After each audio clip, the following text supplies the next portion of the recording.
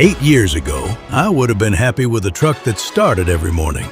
Today, I'm standing outside the Mack dealership in Yakima, looking at something that barely resembles the old Super-Liner I left here. Same truck underneath, different animal. The whole thing is finished in deep red now, with the American flag wrapped around the front wheel arches and stretched across the back of the sleeper. There's a bald eagle on each door, black striping running along that long bonnet. Fresh chrome, fresh rubber, and pretty much every worn-out piece we could find has either been rebuilt or replaced. I climb up, settle into the new black and gray interior, and turn the key.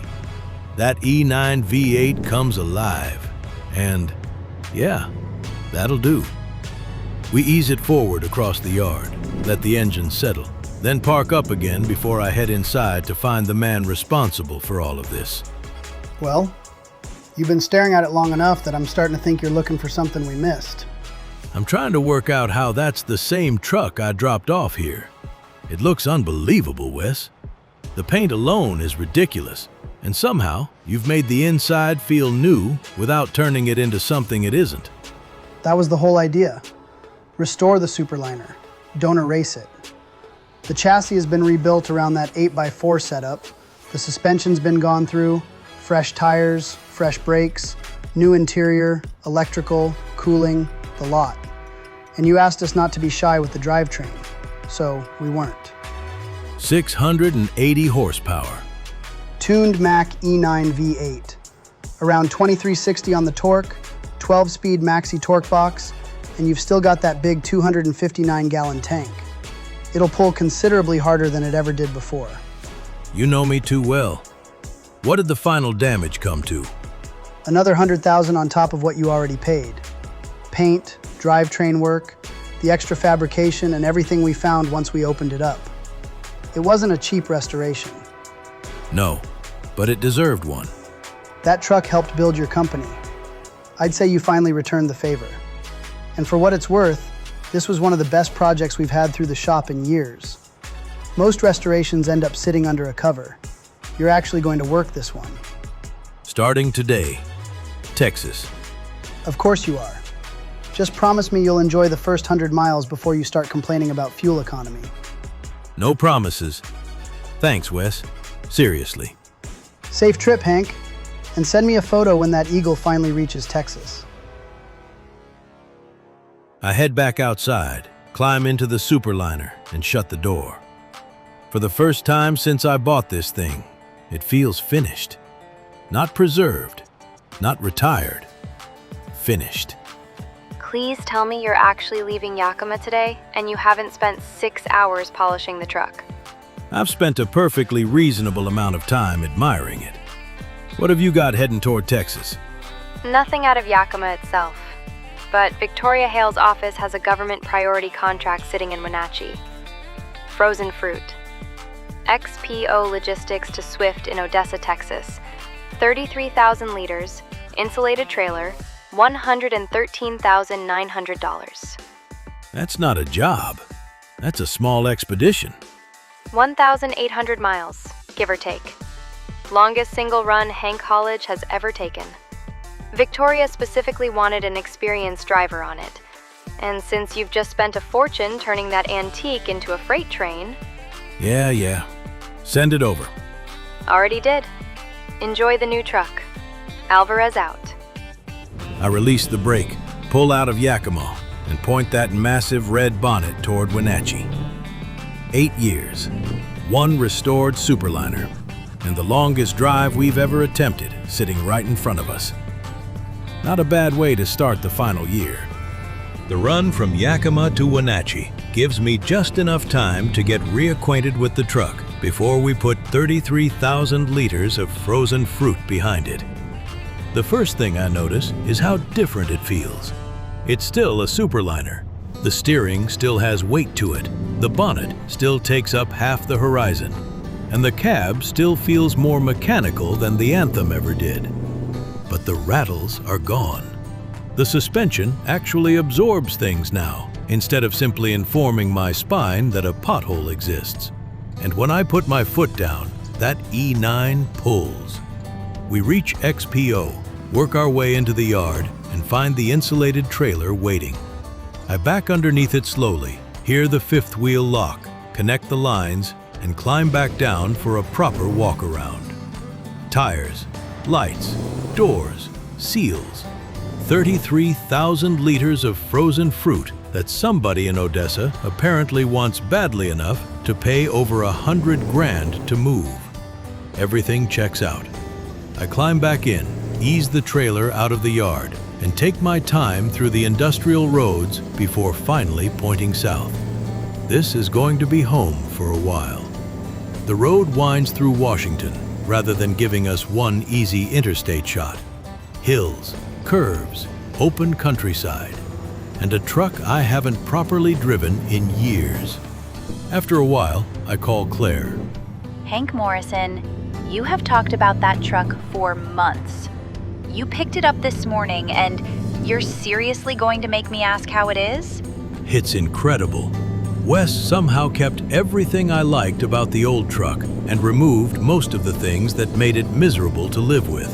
680 horsepower, new interior, new suspension, and the paint looks even better outside than it did in the shop. And where are you taking your newly restored piece of American artwork? Odessa, Texas, from Washington. Of course. You couldn't just drive it gently back to Colorado like a normal person. You had to immediately send it halfway across the country.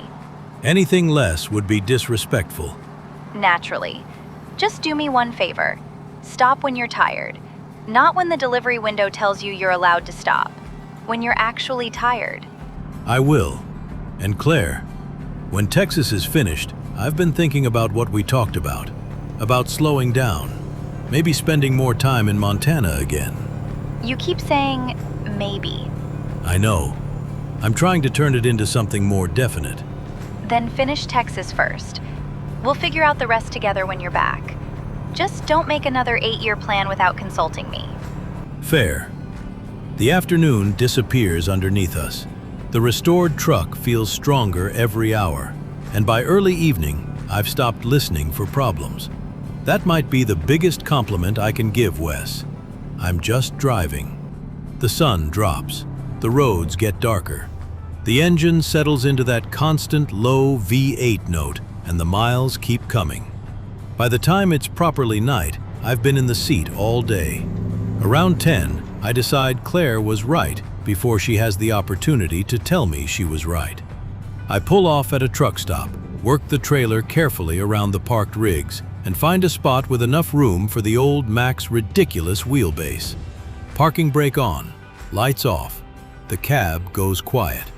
First full day with the restored Super-Liner complete.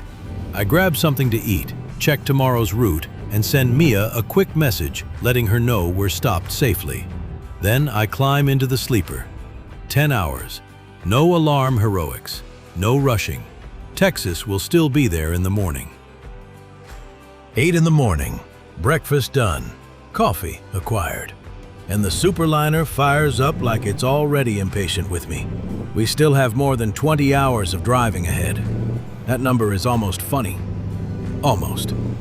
I pull out of the truck stop, merge back onto the highway, and settle in for day 2. By now, we're moving through familiar country. Utah comes and goes beneath us, Salt Lake City in the distance for part of the run, then the road stretches back out into open country again. The truck is eating the miles. At some point, Pierre calls from Los Angeles. Mia sent me a photo. That is not the same Super-Liner. Technically, it is. No, the truck I remember sounded like a toolbox falling downstairs. This thing looks like it should have its own security detail. Wes went a little overboard. Good. You spent years putting everybody else into new trucks. Nice to see the old girl finally get some money spent on her. How's Texas? Haven't reached it yet. You've been driving since yesterday. Exactly. You realize most normal people would fly there. And miss all this? You are a deeply strange man. LA's good, by the way. Drivers are busy, trailers are moving, and I haven't needed you for anything all week. I thought you might enjoy hearing that. I do. More than you probably realize. That's been happening more lately. People telling me they don't need me. A few years ago, that would have terrified me. Now, it might be the whole point. Later in the day, Edouard checks in from St. Louis. Pierre says you've rebuilt the Super-Liner. How is it? Better than it has any right to be. We're heading to Texas on a Victoria contract.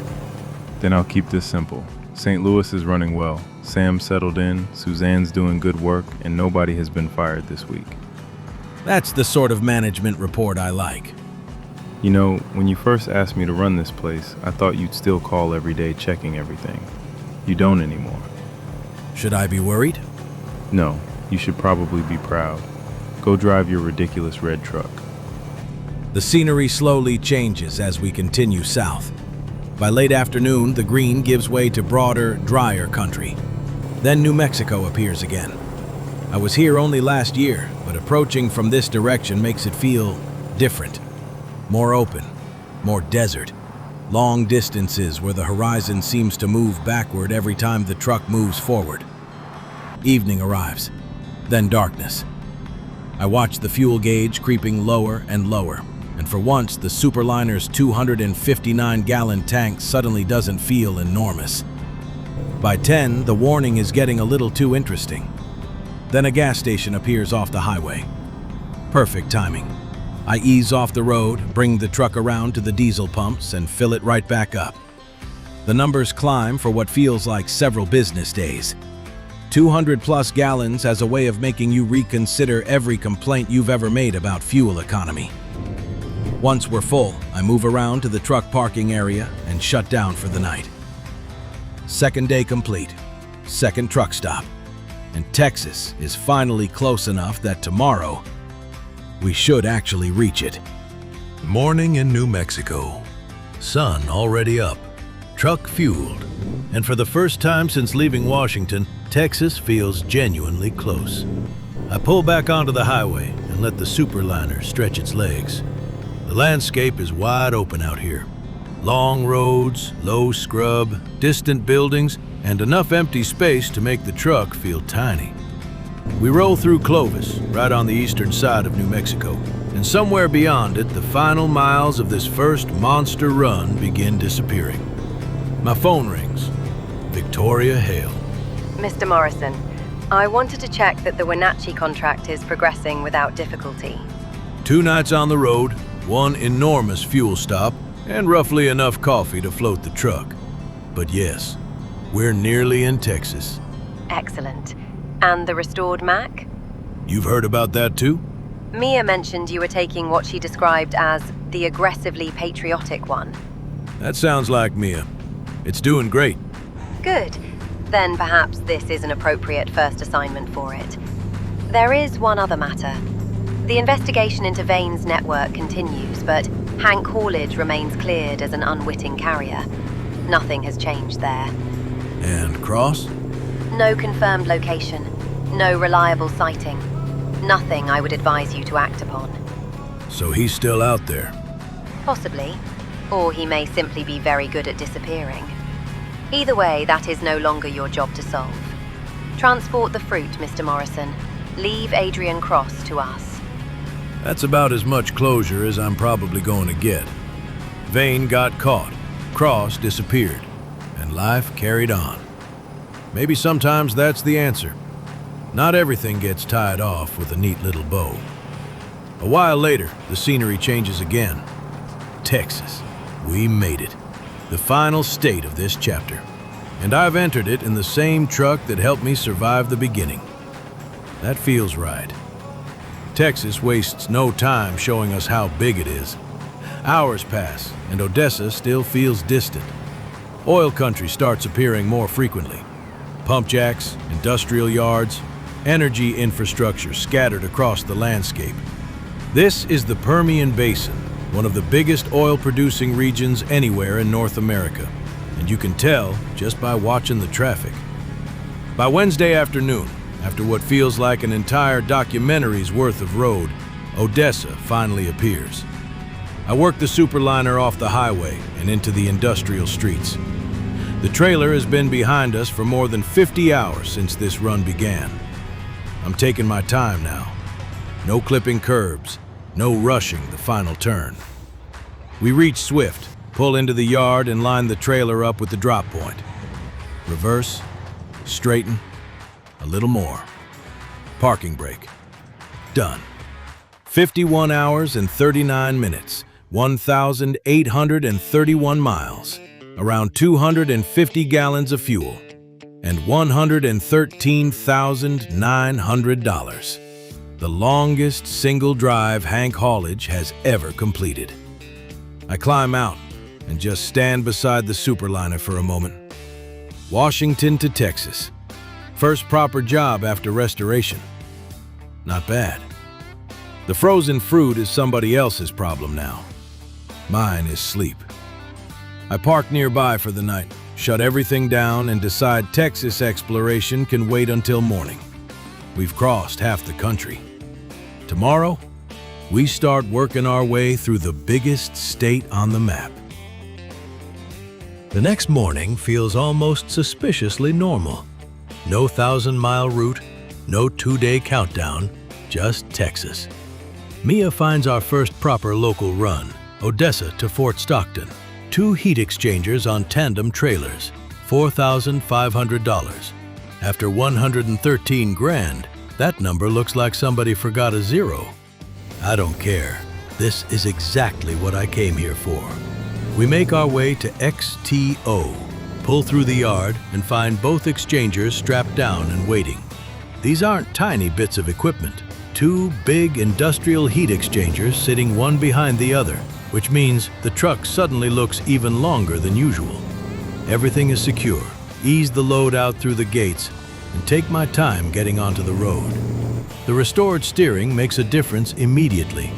The old truck used to require an argument every time I asked it to place a long trailer somewhere precise.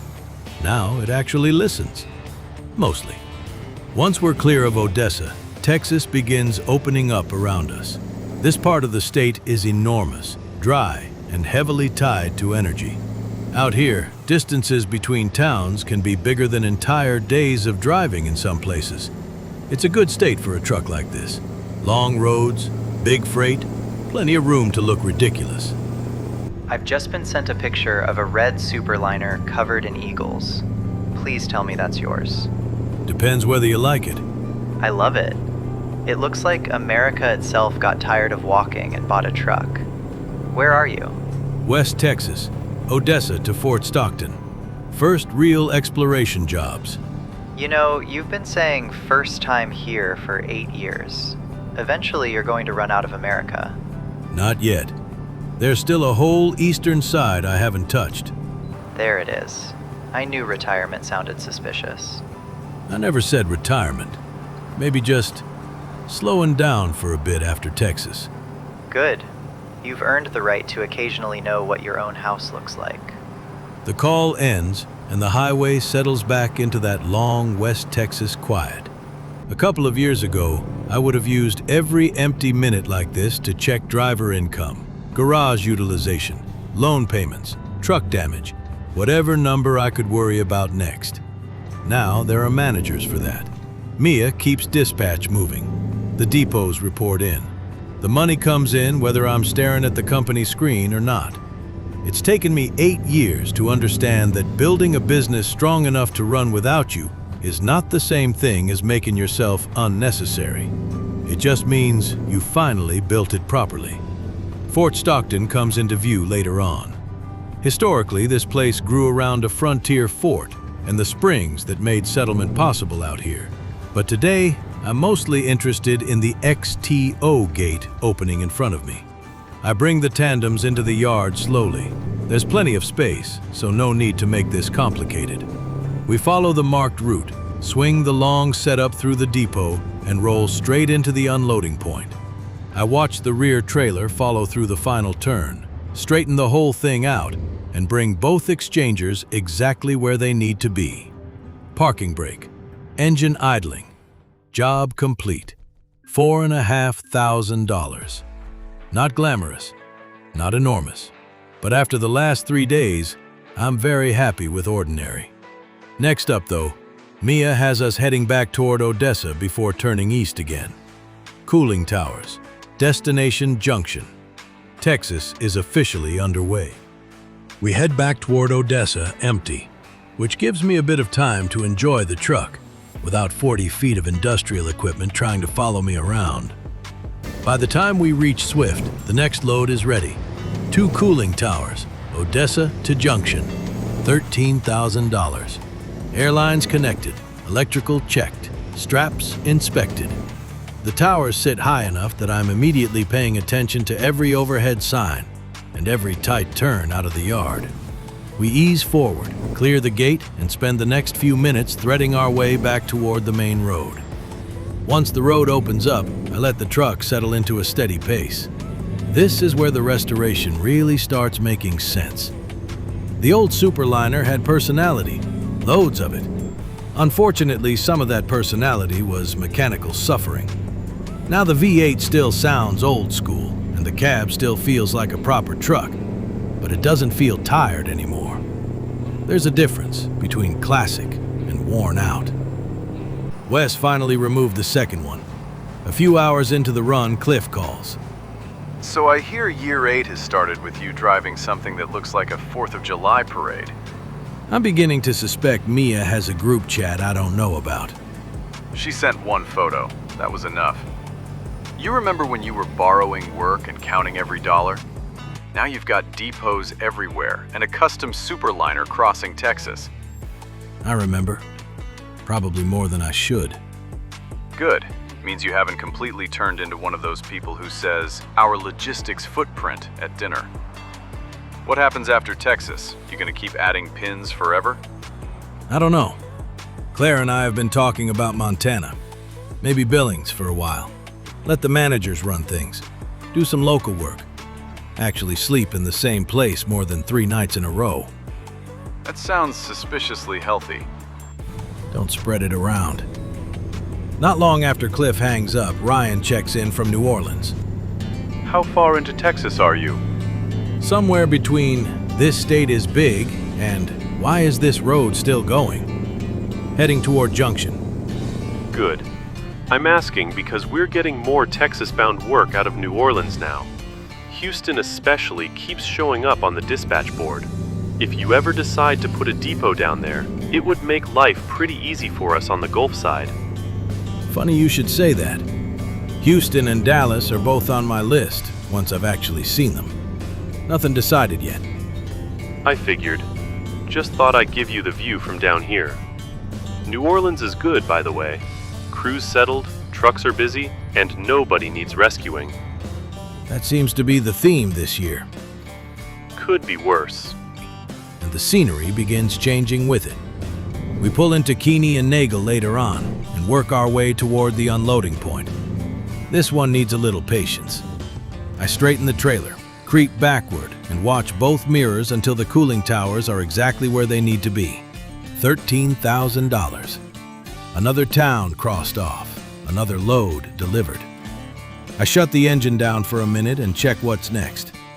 Utility poles, Junction to Van Horn, 18 grand, which according to the map means turning straight back west. Texas has apparently decided exploration should involve seeing some roads twice. The utility poles are waiting at Weiser. Long load, simple freight, and exactly the kind of thing the Super-Liner looks right carrying. Poles secured, straps tight, lights working. Nothing complicated, but long freight punishes lazy checks. The first few minutes are slow. Dirt road, tight exit. Then the front wheels finally reach the main road and I can start feeding the rest of the trailer through. Once everything is straight, we're moving. Van Horn means heading west again, back past country we've already touched.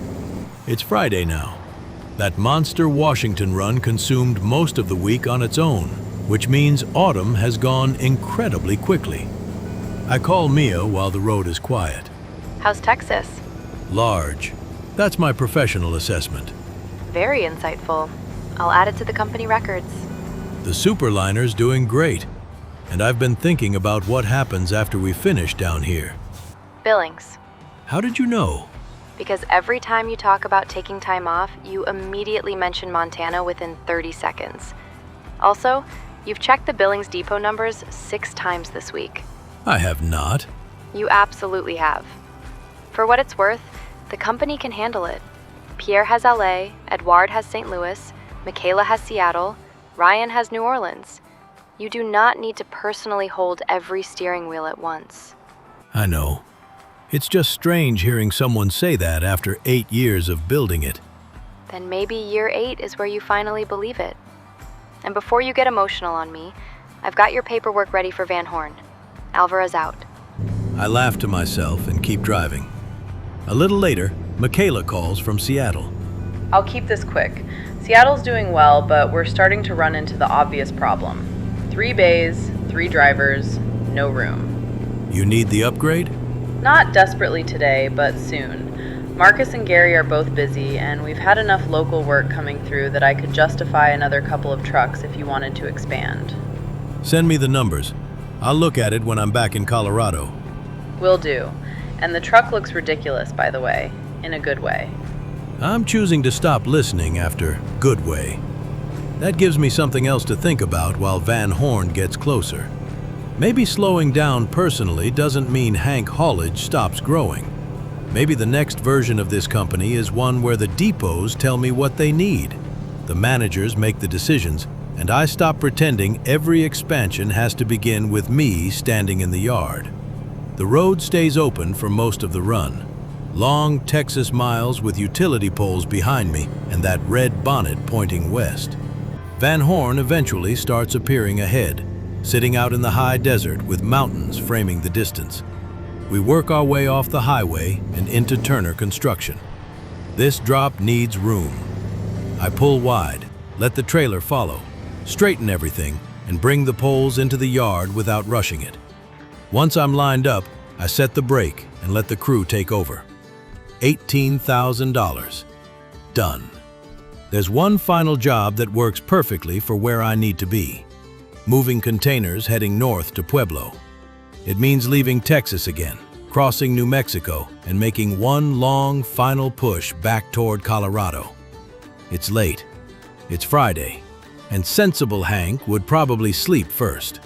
Unfortunately, sensible Hank appears to have taken the evening off. The moving containers are loaded and ready. Final run of autumn, Texas to Pueblo. By now, the routine has become automatic.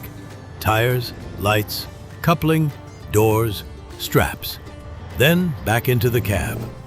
I pull away from the depot slowly and spend the next few minutes working the truck through the local roads before finally reaching the highway. Texas starts disappearing behind us. For now. We've barely scratched the state, but winter and spring are going to change that. Tonight, I just want to get home. The road north becomes one long ribbon of headlights. New Mexico passes beneath us in darkness. The Super-Liner keeps pulling. And somewhere around the middle of the night, I realize something. This truck used to represent the hardest years of Hank Haulage.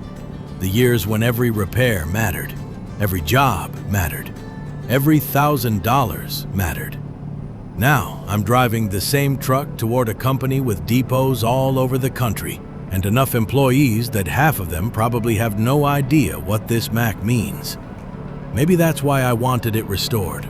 Not because I needed it, because I didn't want to forget. Hours later, Pueblo finally appears. It's around 1 in the morning, and I'm tired enough that every traffic light feels personally offensive.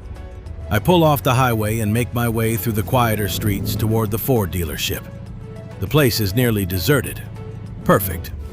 I bring the trailer around the back, line it up, and reverse carefully into the marked drop. Final freight of autumn delivered. I disconnect, pull the Super-Liner clear, and set the GPS for Colorado Springs. Not far now. The last stretch is almost peaceful. No trailer, no delivery timer. Just me and the truck heading toward familiar lights. Eventually, the Colorado Springs depot appears. I turn in, roll across the yard, and park the Mack where I can see Front Range across the way. Engine off. Silence. Autumn complete. A little later, Claire meets me outside. You look exhausted, but annoyingly pleased with yourself. 1,831 miles on the first job, then half of West Texas, then back here. So, yeah, maybe a little. And the truck survived? The truck did better than I did. Wes built something ridiculous. Good, because I've been hearing about this Super-Liner restoration for months, and I'd rather not watch you tow it home after one season. I'm going to stay here for a bit, a week or two. No jobs. We've got some company stuff to sort before winter, and I want some actual time with you. That second part sounded suspiciously deliberate. I'm learning. Slowly. I'll take it. The depot settles into the evening. The Super-Liner sits under the lights with dust from half the country still on the paint. Texas is waiting. A lot of Texas. But not tonight. For now, I'm home. When winter starts, we've got Seattle to expand, another major depot to build. And then we're pointing that eagle south again. Year 8 has only just started.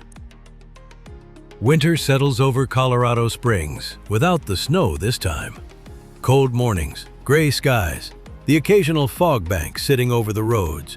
But thankfully, none of that permanent white blanket we spent half of last year fighting through. And honestly, I'm happy to stay still for a little while. The Super-Liner has just crossed half the country. Texas has barely been scratched, and Claire has made it very clear that taking a week off means actually taking a week off. Eventually, though, company business catches up. Michaela's message from Autumn is still sitting on my desk. Seattle needs more room. The depot has been running with 3 bays ever since we opened it, and the numbers finally justify the upgrade. $75,000 later, construction gets underway. 3 bays become 5. 2 more trucks can operate out of Washington, and Michaela already has people lined up. Will, Lucas, both join the Seattle team.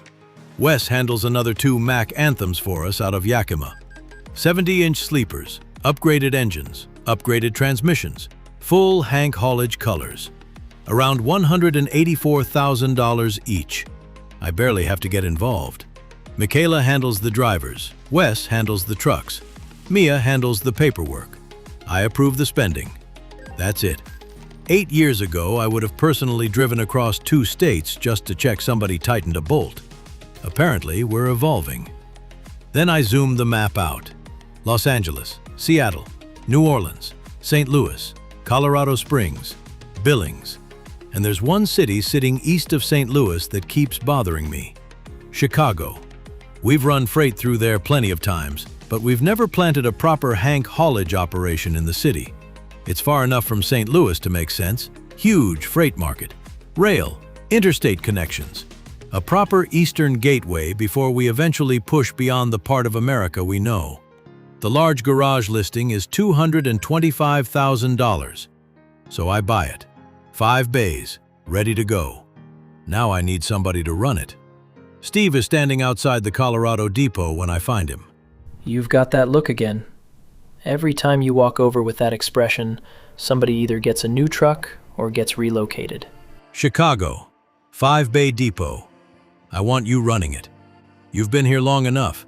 Your numbers are good, and I need somebody there who already knows how we operate instead of learning it while managing 4 other people. You're serious? Chicago's a hell of a move from Colorado. But yeah, I'd do it. I've been wanting something more than just another truck assignment. Then it's yours. You choose the team, handle the daily operation, and report through Mia like everyone else. If something big goes wrong, call me. If nothing's wrong, don't invent something just because you think I'm bored. I think I can manage that. When do you want me there? As soon as the trucks arrive. Claire and I put another order through Front Range Mack. 5 new Anthems, another enormous invoice. Fleming joins Steve, Joseph, Andrew, and Malcolm, who looks like he's been driving longer than some of our younger employees have been alive. Steve heads east to lead them. That opens a Colorado slot, so Janos joins us here. Then Chicago gets its trailers. Container carrier, drop deck, wooden lowboy, fuel tanker, reefer. By the time everything settles, we still have around $1.2 million sitting in the company account. 7 depots, More trucks than I can comfortably count without opening a spreadsheet. And the funny thing? For the first time, expansion doesn't feel exciting because of the number. It feels exciting because I barely had to touch it. That might be the biggest sign yet that Hank Haulage has grown up. Of course, Mia doesn't let me enjoy that thought for long. Done playing property developer? For today, what have you got? Pueblo to Dalhart, Texas. Wood shavings. Rustic to Tyson. $3,500. Not glamorous, but it puts you straight back into the state you're supposed to be exploring. Perfect. Send it. Already there. And Hank, try not to buy another depot before you reach Pueblo. No promises. Alvarez out. I fill the Super-Liner up, climb into that freshly restored cab, and point the Eagle south again. Winter is officially underway, and Texas is waiting. Pueblo isn't far from Colorado Springs, so the first part of the day disappears quickly. We reach Rustic, locate the wood shavings trailer, and back the Super-Liner underneath it. Fifth wheel locks, airlines connected, lights checked. The trailer is nothing complicated, but after spending the last couple of weeks staring at garage screens and truck orders, it feels good to physically hook something up again. The Super-Liner feels completely settled now. That first massive run from Washington was the test. This is just work. We leave Pueblo around 9 in the morning, 4 hours or so to Dalhart. Cold roads, winter sky, no snow. Exactly how I wanted it. The farther south we go, the landscape opens again, and eventually, Texas welcomes us back. Dalhart sits way up in the panhandle, surrounded by enormous agricultural country. Cattle, feed, grain, long, straight roads. It feels very different from the oil country we were exploring around Odessa. A little after 2, we reach Tyson. I bring the trailer through the entrance, follow the yard around, and line up with the unloading area. Plenty of room here. I straighten the Super-Liner, creep forward into the marked zone, and bring the trailer exactly where they want it. Parking brake. Wood shavings delivered. Texas winter exploration begins. Before I can even decide what direction to head next, Mia calls again. I've got something much better out of Dalhart. Raw milk. Organic Valley to Coca-Cola in Abilene. 46,000 pounds. Just under $22,000. Why does Coca-Cola need 46,000 pounds of raw milk? I dispatch trucks, Hank. I do not formulate beverages. Maybe they're making the world's largest milkshake. That would at least explain the price. 6.5-hour drive. You'll be running into the evening. Weather reports show fog developing south of Amarillo, so take it easy. Got it. Send me the farm. Done. Alvarez out. Organic Valley is down a dirt track surrounded by open farmland. 46,000 pounds of liquid moves differently from boxed freight. You feel it. Every brake application, every corner. The road is rough enough that I'm immediately grateful Wes rebuilt the suspension. A few years ago, this would have rattled every loose piece of trim onto the floor. Now we just bounce along like a truck instead of a demolition experiment.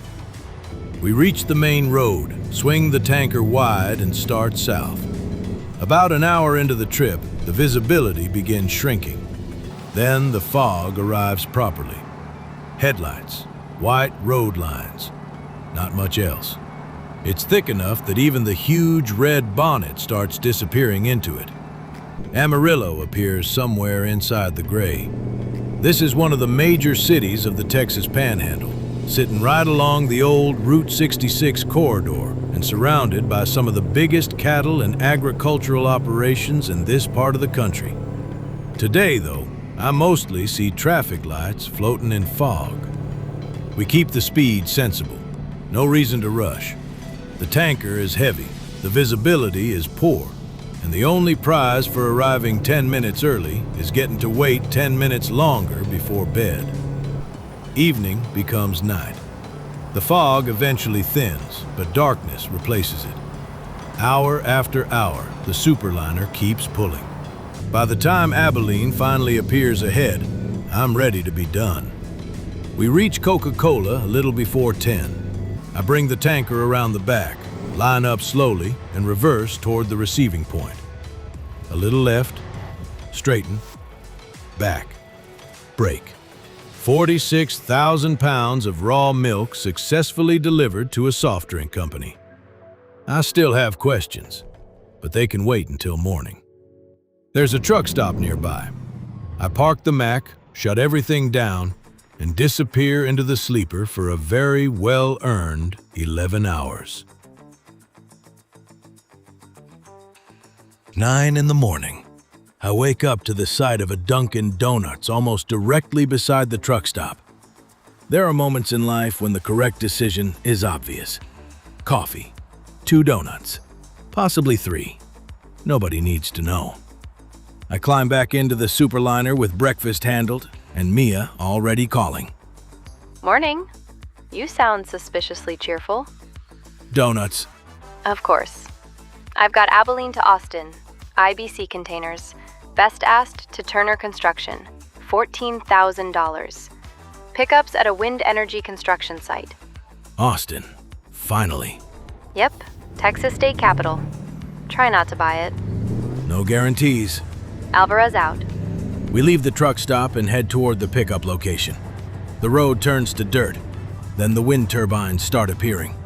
Huge towers across the landscape, blades turning slowly above us. The construction yard sits right in the middle of it. I bring the truck in carefully, locate the IBC trailer, and reverse underneath. Once everything is connected, I climb back out and inspect the load. Containers strapped, doors secured, lines connected. Then we're moving again. The first part is slow, loose gravel, construction traffic, a road that seems determined to find out exactly how well Wes rebuilt the suspension. Eventually, we reach pavement, turn onto the main road, and let the Super-Liner settle in. Wind power has become a huge part of the Texas energy mix, particularly across the wide-open western and central parts of the state. You drive through enough of this country, and the turbines start becoming part of the skyline. Different kind of energy from Odessa, same Texas scale. The drive toward Austin gives me plenty of time to think, and somewhere along the way, Claire calls. So, I heard you opened Chicago while you were supposedly resting. Technically, I rested between purchases. That is not how resting works. How's Texas? Good. Different every few hours. We're heading into Austin now. And before you ask, yes, I'm still thinking about Montana. You've upgraded from maybe to still thinking. Progress. I'm serious, Claire. Once Texas is done, I don't want another 6 months of disappearing across the country immediately. Billings keeps pulling at me. Original depot, quieter, space. And Hank Haulage doesn't need me sitting in every office anymore. That last part is the bit I've been waiting 8 years for you to realize. I'm not against Montana. I'm just not moving because you suddenly decide on a Tuesday morning that we live there now. Fair. We'll actually plan it. Together. There's a revolutionary idea. Austin eventually appears ahead. And unlike some of the smaller places we've been exploring, this feels immediately different. Major city, dense traffic, Texas State Capitol, reverse, straighten, back toward the marked area. The Super-Liner behaves perfectly. Parking brake, $14,000. Austin complete. There's another load almost immediately. Power generators, Austin to Victoria, $7,000. Shorter trip. We connect the generators, check the straps, and ease out of Turner's yard. One more stretch of Texas road. One more new place waiting ahead. And winter isn't even halfway done.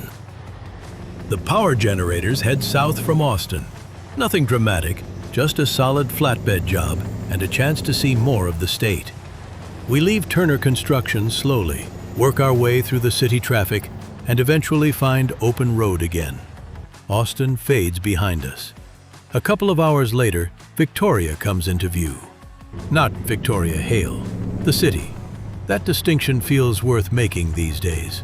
We pull into the XTO yard, follow the marked route around the buildings, and bring the generators into the unloading area. I straighten the trailer and creep backward until the crew gives me the signal. Parking brake. Generators delivered. From Victoria, we've got another short job heading to Corpus Christi. Corn headers from Lone Star Cotton. Flatbed, $2,500. We get them loaded, check every strap, and pull away. The Super-Liner works its way out through the yard and back toward the road. This is the sort of job I enjoy. Open freight. You can see exactly what you've got. Nothing sealed, nothing mysterious. Just agricultural equipment going somewhere it needs to go. A couple of hours later, Corpus Christi appears. Gulf Coast, ports, industry, a completely different Texas again. We make our way toward the freight yard and back the corn headers carefully into place. Job complete. Then my phone rings. Victoria Hale. Mr. Morrison, I have a specialist movement available from Corpus Christi to the Brownsville area. Oversized air conditioning complex, government-supported industrial contract, $30,000. Your usual escort team is available. Cal and Boone? Precisely. The equipment is destined for a high-security aerospace construction site near the coast. Nothing confidential in the sense that you need to worry about it. It is simply large. That might be the nicest sentence you've ever said to me. I assumed you would appreciate boring legality after last year. More than you know. Send it through. Already done. And Mr. Morrison, still no verified information regarding Mr. Cross. I know you were going to ask. Yeah, I was. If that changes, I will tell you. Until then, enjoy Texas. The air conditioning complex takes most of the afternoon to prepare. It's huge, wide enough that the escorts matter. By around 5, Cal is waiting in front and Boone is sitting behind us. The Super-Liner looks almost comically patriotic underneath this enormous industrial load. I key the escort channel. Hank, you copy? Got you. Good. We've got a few tight sections leaving Corpus, then it opens up. Stay close enough that I can control the intersections, but don't let Boone bully you into going faster. For the record, I have never bullied Hank Morrison into anything. I merely provide motivational real lighting. That explains the headlights in my mirrors. How've you two been? Better than your old truck looks. Good grief, Hank. That paint job can probably be seen from space. Ignore him. Truck looks good. More importantly, it sounds healthy. Whole thing's been rebuilt. Figured if we were going to finish this chapter, we should do it properly. Then let's get this thing south in one piece. We pull out. Wide load. Evening settling in. Cal clearing the way. Boone watching the rear. And Texas slowly turning dark around us. The oversized run continues well into the night. 5 hours becomes 4. 4 becomes 3. Traffic thins. The coastline gets closer. And the Super-Liner just keeps pulling. This is exactly the sort of work I wanted the restoration for. Heavy, slow, technical. Something where 680 horsepower feels useful rather than excessive. Eventually, the lights of the Brownsville area begin appearing. We follow Cal through the final roads toward Turner Construction and the industrial site beyond it. By the time we arrive, it's dark enough that I can barely understand what I'm looking at. Huge structures, floodlights, tall cylindrical shapes sitting beyond the yard. Something that looks suspiciously like the side of a rocket. We bring the air conditioning complex into the site, follow the escort instructions, and line the trailer up with the unloading zone. Delivered. Cal and Boone sign off and head out. I find a truck stop only minutes away, park the Super-Liner, and climb into the sleeper. Morning explains everything. I wake around 9:30, climb out with coffee in hand, and look across the road. Rockets. Actual rockets. One standing upright, others in different stages of construction. We're down near Starbase, the SpaceX development area around Boca Chica near Brownsville. And seeing it in daylight is completely different. For years, Hank Haulage has moved farm equipment, industrial machinery, tanks, boats, locomotives, construction gear. Now we've apparently delivered equipment besides spacecraft. That feels like some sort of achievement. Mia calls while I'm still staring. Have you finished admiring the rockets? How do you know what I'm doing? Because you've been parked beside a launch facility for 20 minutes and haven't moved. Also, Boone sent me a photo of your truck with a rocket behind it. Very subtle. You realize this is extremely cool.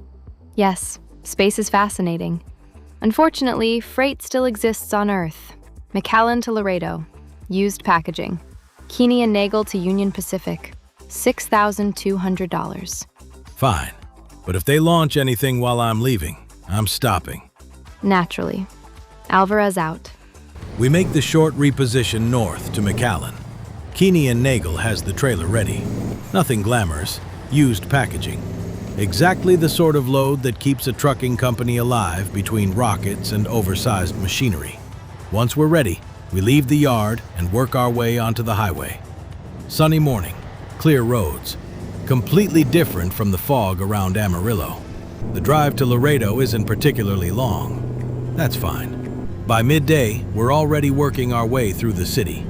Laredo is one of the most important freight gateways on the US-Mexico border.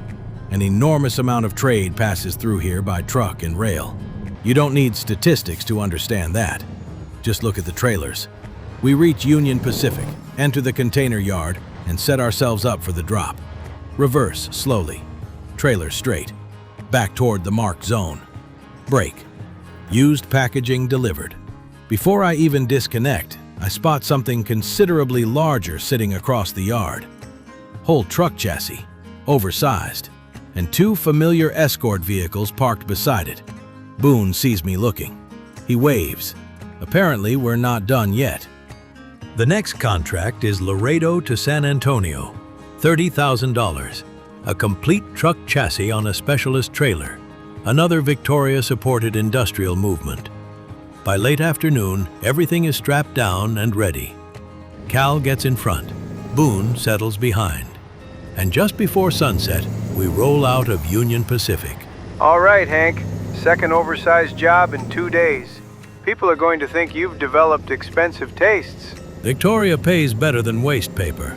Focus, gentlemen. Exit is narrow, and we've got traffic on the first junction. Hank, take the full lane when I clear it. Copy. And Boone?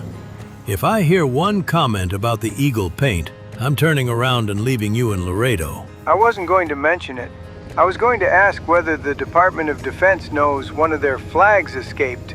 Boone. Right. Professional. Very professional.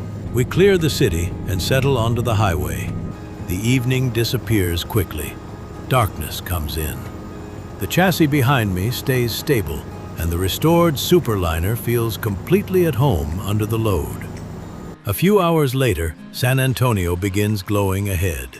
One of the biggest cities in Texas, famous for the Alamo, the Riverwalk, and a history that reaches far beyond modern trucking. Tonight, though, we see mostly industrial roads and escort lights. Cal guides us off the highway. We follow him down the final access road and into the delivery yard. I bring the trailer around carefully, straighten out, and creep into the marked zone. Boone confirms the rear is clear. Brake. Delivered. $30,000. Another specialist run complete. Next morning, we're back to normal freight. Stone. San Antonio to Del Rio. $3,700. We head toward Newmont, pull into the quarry, and connect to the loaded trailer. Dust everywhere. The shiny Eagle paint job is rapidly becoming less shiny. Good. That means we're using it.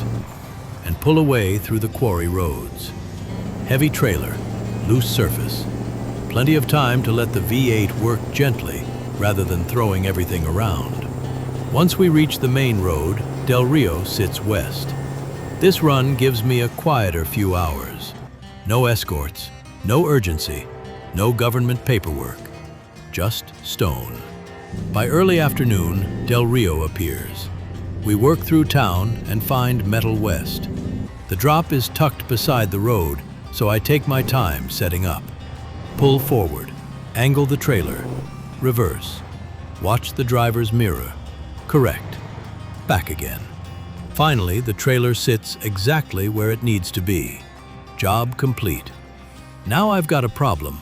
The next place I need to reach is San Angelo, and apparently the only useful freight going there is sitting all the way back in Austin.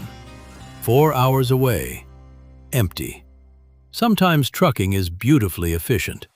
Today is not one of those days. We leave Del Rio without a trailer and point the Super-Liner back toward Austin. 4 hours empty. Normally I hate deadheading, but the company account is healthy, the next job takes us somewhere new, and honestly, driving the Super-Liner without a load once in a while isn't exactly punishment. A couple of hours into the run, the hands-free rings. Claire. You sound suspiciously relaxed. Empty truck, open road, heading back to Austin. That explains it. How much Texas is left? More than I expected, but we're getting there. Houston after San Angelo, hopefully. Dallas and the Northeast in spring. Then that might be it. And then? Then I come back to Colorado. And we stop saying maybe Montana. We actually work out whether we want to do it. Good. Because I've been looking. Looking at what? Billings. Houses. Jobs. Dealerships. Don't sound so surprised. You've spent 8 years planning every road ahead of you. I'm allowed to plan one too. You're serious? I said I wasn't against it. I just wanted it to be our decision. Finish Texas, come home. Then we'll talk properly. That changes the mood of the drive completely. Claire's looking at Billings. Actually looking, not humoring me. Not waiting for the next trip to interrupt the conversation. Evening arrives almost immediately. This is another decent run. Plenty of road, plenty of time. And somewhere between Austin and San Angelo, I call Mia. Everything okay? You normally only call without asking for a job when something has exploded. Nothing exploded. Claire's looking at houses in Billings. Finally. That sounded very confident. Hank, half the company has known you were going back to Montana before you did. Apparently, I'm the last person to receive company announcements about my own life. Pretty much. For what it's worth, if you take time away from interstate driving, operations won't collapse. I can handle dispatch. Your depot leads can handle their people. You've built redundancy into the company, whether you realized it or not. And you? You okay carrying more of it? I've been carrying more of it for years. You were just busy driving. Fair. Night settles in. San Angelo appears around 10. We work our way off the highway and toward Metal West. The yard is quiet. I swing wide, bring the trailer around, and back the dump truck into place. Another new Texas city complete. And tomorrow, we start working our way toward Houston. Morning in San Angelo starts with a long reposition. The next freight I actually want is in San Antonio. Grain heading from DSV to Houston, $13,000. More importantly, Houston is where I want to finish winter. So we leave San Angelo empty and start eating the miles. The road takes us back toward familiar territory. Junction, San Antonio. Texas is starting to connect in my head now. At the beginning of autumn, it was just an enormous blank state. Now the roads are turning into memories. The fog near Amarillo, Rockets near Brownsville, Cal and Boone making fun of the paint, donuts in Abilene, that ridiculous first run from Washington. By the time we reach San Antonio, it feels like we've been living in Texas for months. DSV has the grain trailer waiting. I pull into the yard, back underneath, and let the fifth wheel lock. Lines connected, doors checked, tires inspected. The blue DSV trailer looks almost normal behind the Super-Liner. For once, our load isn't wider than the road. I ease us out of the depot, negotiate the final industrial turns, and join the highway toward Houston. This is another decent drive. A few hours, open road. And then, eventually, the skyline starts appearing. Houston. It's enormous. Not the capital of Texas, that's Austin. But Houston is the largest city in the state and one of the biggest in the country. Oil, ports, aerospace, medicine, freight moving everywhere. For Hank Haulage, this feels like exactly the sort of city where a depot makes sense. The skyline keeps getting larger as we approach. Interchanges stack over one another. Traffic thickens. The Super-Liner suddenly feels very large again. We work our way through the highways, follow the route toward Target, and finally leave the main road. A few more turns, industrial streets, loading docks. Then the Target yard opens in front of us. I bring the trailer around the back and line it up with the receiving bay. Houston delivery complete. I disconnect and pull the Super-Liner clear. Winter has taken us through a huge chunk of Texas, but the Northeast is still sitting there untouched. Dallas, Waco, Beaumont, Longview, Tyler, Wichita Falls. That can wait for spring. First, I've got another garage to look at. The listing is only a short drive away. I mark it on the GPS and head out. 30 seconds later, the Super-Liner is rolling through Houston without a trailer behind it.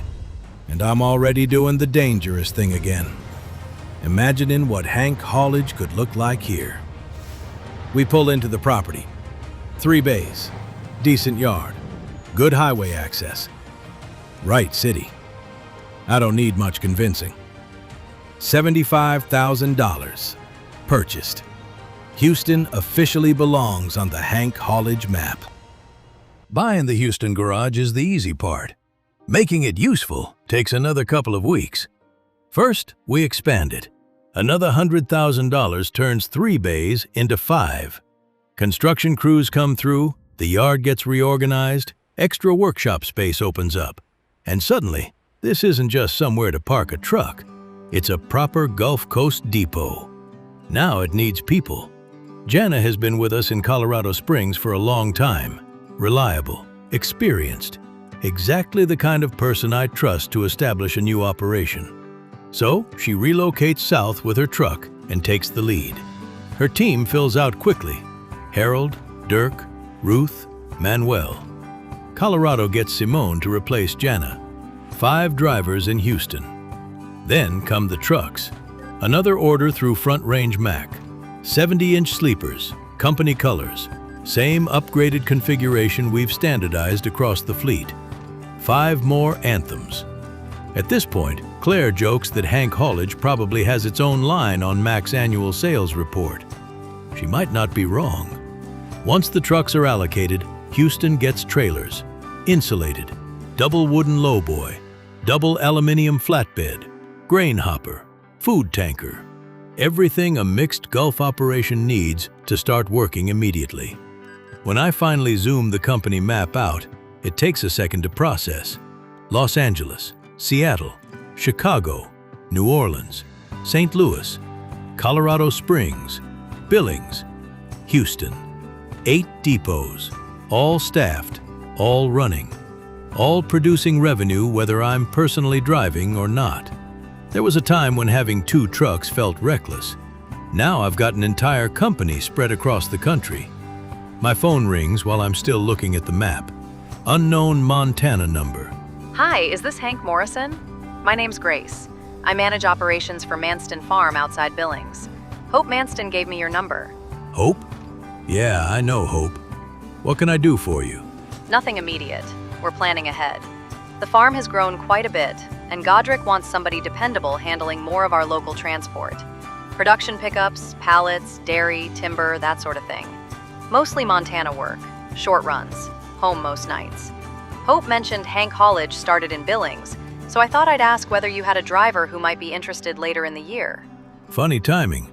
I'm actually thinking about spending more time in Billings myself once Texas is finished. You? I assumed I'd be speaking to somebody about assigning one of your drivers. So did I until about 30 seconds ago. Send me the details. No promises yet. But yeah, I'd like to see what you're doing up there. Fair enough. I'll email everything over. And when you're back in Montana, give me a call. I sit there staring at the phone. Local work. Billings. Home every night. A year ago, that would have sounded like I was giving something up. Now, it sounds strangely good. Maybe Claire isn't the only one looking at Montana. Maybe Montana has been quietly looking back. Winter winds down in Houston. The new depot is operational. Jana has her team. Trucks are moving, trailers are booked out, and for once, I'm not immediately looking for depot number 9. I spend a few days around Houston, making sure everything settles properly, but mostly, I let Jana do her job. That's becoming a theme. Give good people responsibility, then actually let them have it. Spring starts with Mia calling exactly when expected. Ready? Where are we going? Houston to Dallas. $12,000. Waste paper. Pickup location, NASA. NASA? Yes, NASA. 39,000 pounds of waste paper going to Union Pacific. Try not to sound disappointed when they don't give you a moon rock. We finally get a NASA contract, and they give us rubbish. That feels personal. It's recycling, Hank. Very responsible. Job's on your tablet. Alvarez out. We leave the Houston depot and head across town toward the pickup. The Super-Liner rolls through the NASA complex beneath aircraft displays and aerospace hardware that make the truck suddenly look almost ordinary. Almost. We find the trailer, back underneath and connect. 39,000 pounds of NASA waste paper, probably old printer manuals, maybe classified alien correspondence. I'm choosing not to ask. Everything checks out. I climb back into the cab, ease the trailer out of the facility, and turn north. Dallas ahead. A huge section of Texas still to finish. And somewhere beyond all of it, Billings is starting to feel less like where Hank Haulage began, and more like where I'm going home. So I heard Houston exists now. News travels fast. 5 trucks? 5. And another 5-bay garage. Correct. You do realize every time you say you're slowing down, the company gains another building. I'm slowing down personally. The company apparently hasn't received the memo. Fair enough. I've been looking at Billings properly. Not just houses, work too. There are dealership and service office jobs up there I could actually see myself doing. So when you get back, we should talk. Properly. I'd like that. And I got a call from somebody named Grace. Godric Manston's farm. Hope's family? Yeah. They're looking for local hauling. Short runs around Billings. Home most nights. That sounded suspiciously appealing when you said it. It was. Then maybe the universe has finally decided to stop being subtle with you. Maybe.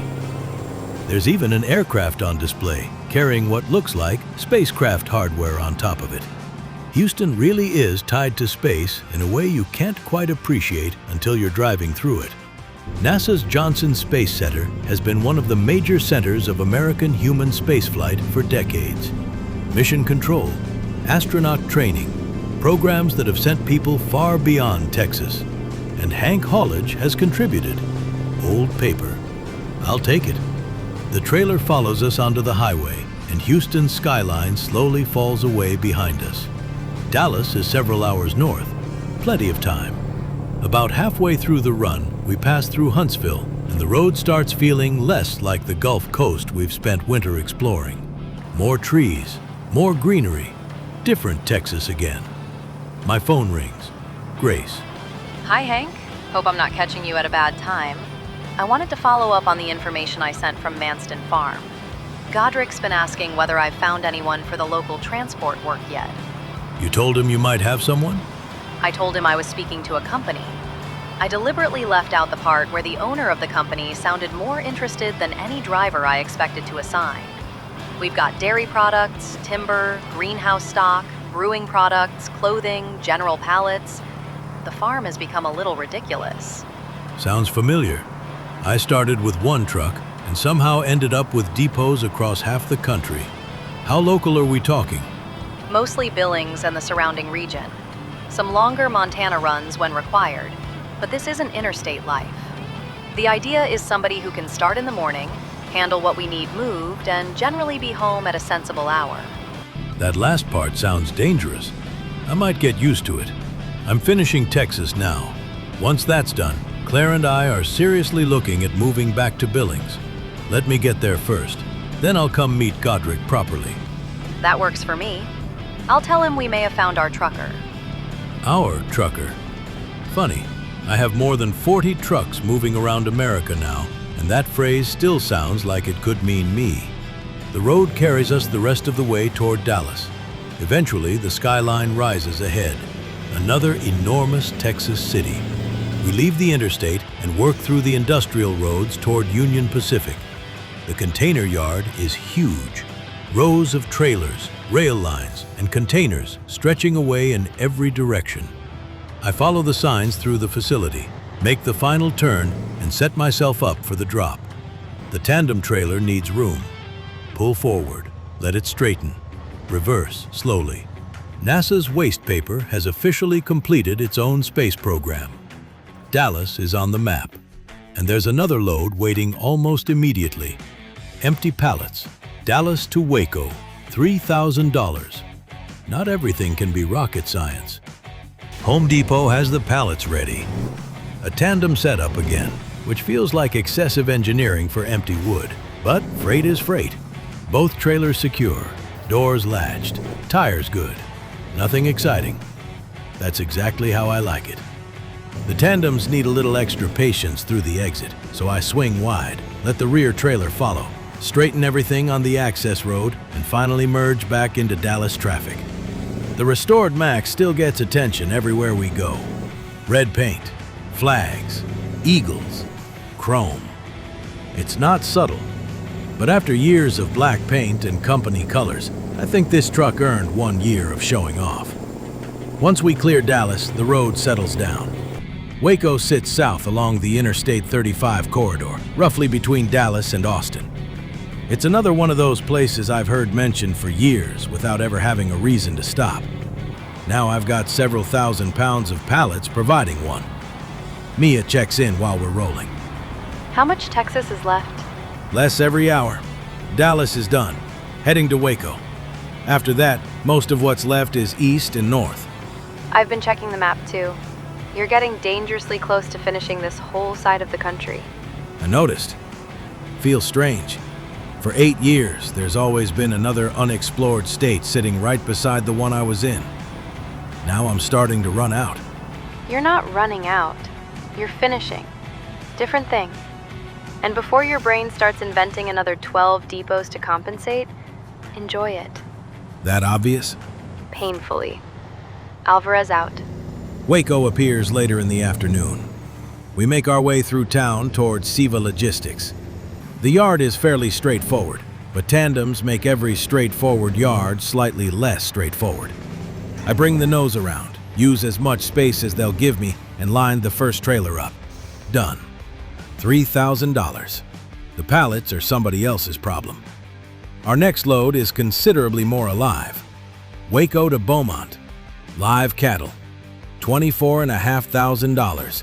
Urgent delivery. By the time I arrive, I can already hear the passengers. Cows. Lots of cows. The livestock trailer gets loaded while I check the paperwork.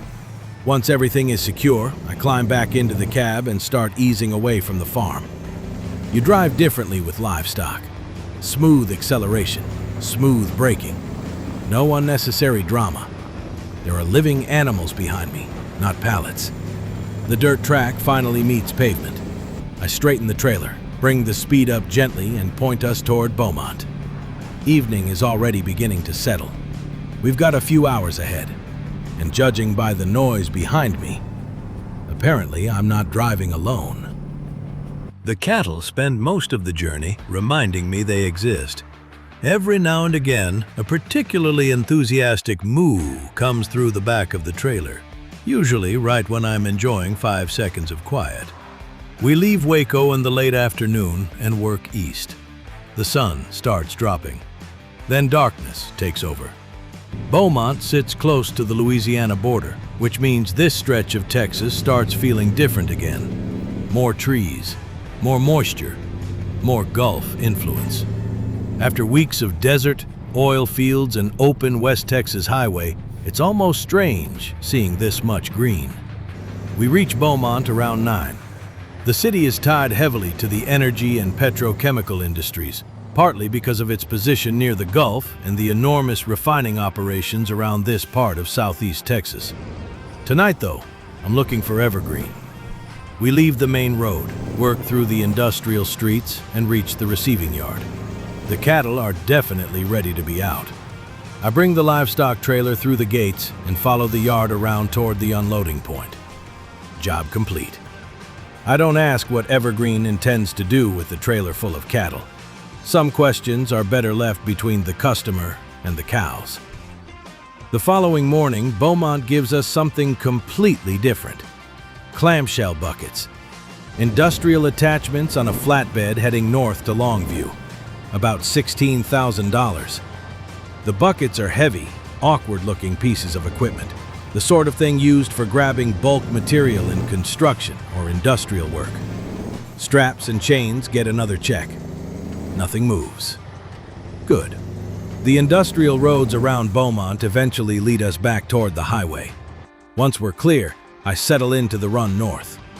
This one isn't particularly long, so there's no need to make a production out of it. Texas just keeps changing outside the windscreen. Longview appears around midday.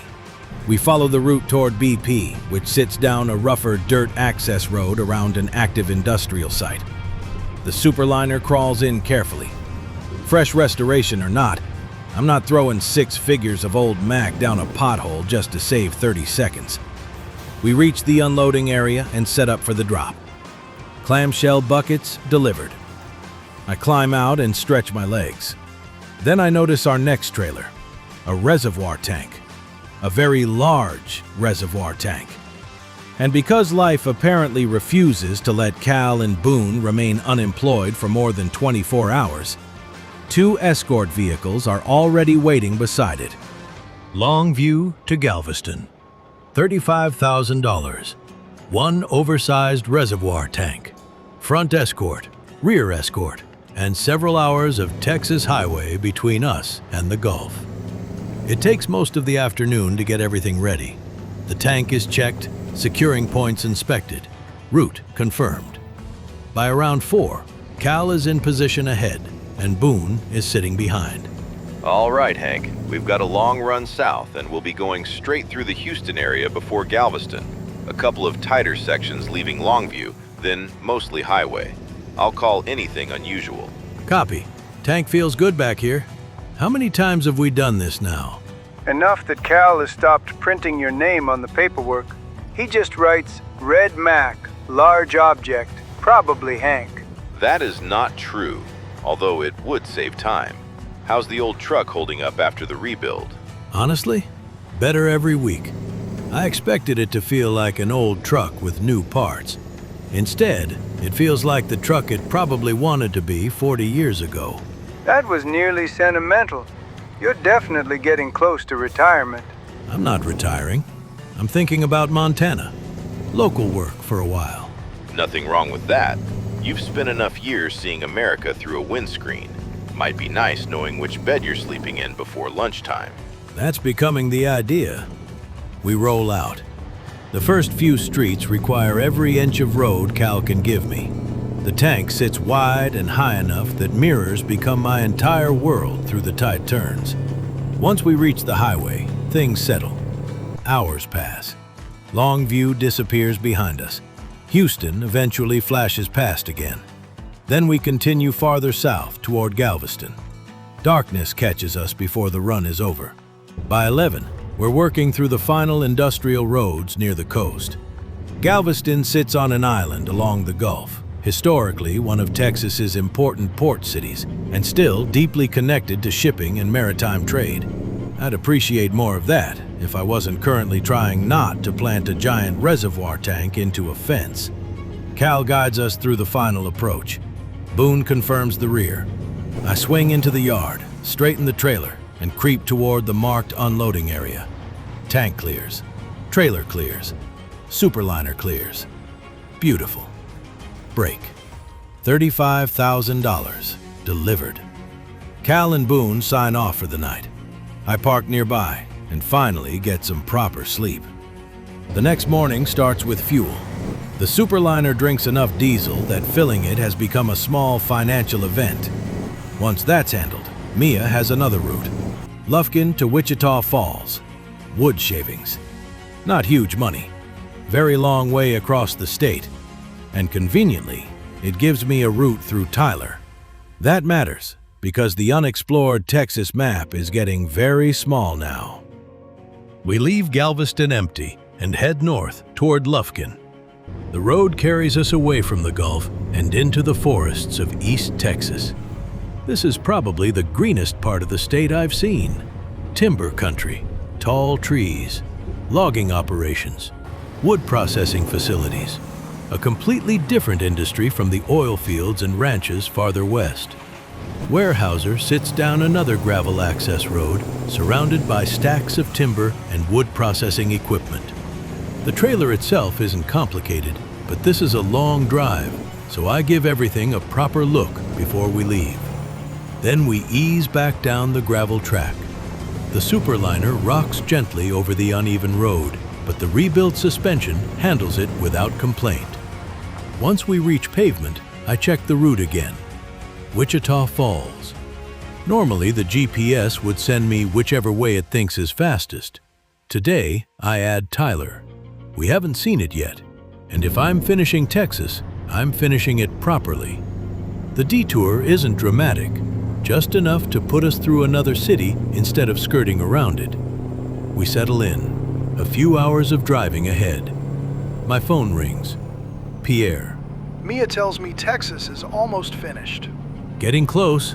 I'm hauling wood shavings across half the state because apparently that's how grand finales work. Very glamorous. So what happens when you're done? You disappear to Montana and leave the rest of us unsupervised? That's increasingly the plan. Not disappear, just stop living interstate for a while. Claire's looking at moving. There's some local farm work around Billings. I think I need to see what life looks like when Hank Haulage isn't the only thing I'm doing every day. Good. And before you ask, LA will be fine. You don't need to call every Monday pretending you're casually checking in. I wasn't planning to. You absolutely were. Take the time, Hank. You built managers because eventually you were supposed to let us manage. Tyler appears around early afternoon. Known for roses, agriculture, and East Texas industry, it's another city that feels completely unlike the western half of this state. We drive straight through. No delivery, no dramatic stop. Just another place finally seen from the driver's seat. Then the road keeps going. Hours pass. The scenery slowly changes again as we angle northwest. By early evening, Wichita Falls begins appearing ahead. The sun is dropping. The Super-Liner has been pulling steadily all day. We follow the route toward Tyson and bring the trailer through the gates. This drop is straightforward. I swing into the yard, line the trailer up, straight, back. Small correction, back again. Parking brake. Wood shavings delivered. One more Texas city complete. I look at the map, and there really isn't much left anymore. There's nothing useful leaving Wichita Falls that takes me where I need to go next. So I do something that would have annoyed Year One Hank enormously. I drive empty. Dallas, a few hours away. No freight, no payment, no problem. Sometimes the destination matters more than squeezing revenue out of every mile. We leave Wichita Falls as evening settles in. The Super-Liner feels light without anything behind it, and the V8 barely seems interested in the work. Highway, darkness, Dallas growing slowly closer. My phone rings somewhere along the way. Michaela. Seattle update. Will and Lucas are settling in well. The expansion was the right call. We've got enough work coming through that the extra bays are already earning their keep. Good. Anything you need from me? Nope, that's actually why I called. I heard you might be stepping away for a while after Texas, and I wanted you to know you don't have to worry about this place. Marcus, Gary, Will, Lucas, and I have it. Everybody seems very enthusiastic about getting rid of me. We're trying to stop you from inventing emergencies because you don't know how to take a holiday. Different thing. Fair. Thanks, Michaela. Seriously. Go home, Hank. We'll still be here. That word again. Home. Engine off. Sleeper. 12 hours. No heroics. Next morning, I wake around 10 feeling considerably more human. There's a garage listing almost around the corner. 3 bays, $75,000. I drive over to look. The location works. Dallas is one of the largest freight markets in Texas, right at the center of an enormous metropolitan area with major interstate and rail connections. If Houston anchors the Gulf, Dallas anchors the North. I park in the yard and look around for a while. Then I laugh. I already know what I'm going to do. $75,000, purchased. And because apparently I'm incapable of leaving a small garage small, another $100,000 gets the expansion underway. Over the following couple of weeks, 3 bays become 5. Texas Depot number 2. Hank Haulage Depot number 9. Now we just need people. And trucks. Again. The company truck list is getting absurd. 40 trucks. 40! I remember when owning one felt financially irresponsible. Now we're about to add more. For Dallas, I go back through the drivers who've been with us longest and deserve the next step. Alina has been in Billings for years. Reliable, consistent, exactly the sort of person who can take a new operation and make it work. So Alina relocates to Dallas with her truck and becomes the depot lead. She builds the rest of her crew locally. Corey, Jeff, Donald, Patrick. That opens another slot in Billings, so Angelo joins the Montana team. Then comes the familiar part. Trucks. Another order through Front Range Mack. Company specification. 70-inch sleepers, upgraded engines, upgraded transmissions. Hank Haulage colors. One after another, the purchase confirmations appear. At this point, if Mack ever builds a dealership named after me, I expect a discount. The new trucks are allocated to Dallas. Angelo gets his vehicle in Billings. Then Dallas needs equipment. Flatbed, container carrier, wooden lowboy, livestock trailer, reefer. Another complete operation appears on the map almost overnight. 9 depots: Los Angeles, Seattle, Chicago, New Orleans, St. Louis, Colorado Springs, Billings, Houston, Dallas. 40-plus trucks, dozens of employees, and this entire thing began with $1,500. I zoom the map out. For a long time, I don't say anything.